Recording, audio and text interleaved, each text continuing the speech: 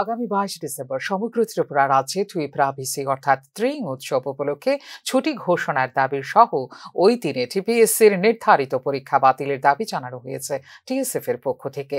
টুইপ্রা BC অর্থাৎ ত্রিং উৎসব উপলক্ষে আগামী 22 ডিসেম্বর টিটিএডিসি থেকে ছুটি ঘোষণা করা হয়েছে।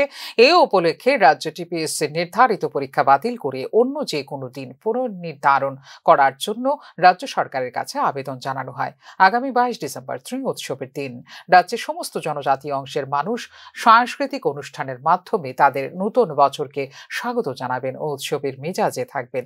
তাই এদিন ছুটির ঘোষণার দাবি বলে টিএসএফ এর পক্ষ থেকে সংবাদ মাধ্যমকে জানানো হয়।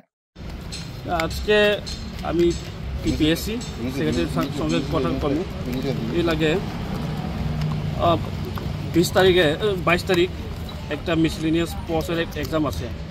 तो 22 तारीख तो ट्रिंग फेस्टिवल है, 22 तारीख तो ट्रिंग फेस्टिवल है, तो उसके लिए रिशेड्यूल करने के लिए हम अभी मेमोरेंडम दे देंगे सेक्रेटरी को, क्योंकि आप लोग जानते हैं सब it's a matter of sentiment. Eid में एग्ज़ाम करने से क्या होगा, दुर्गा पूजा में एग्ज़ाम करने से क्या होगा, लक्ष्मी पूजा में एग्ज़ाम कार्ड देने से क्या होगा, तो एक सेंटिमेंट हार्ट करेगा ना।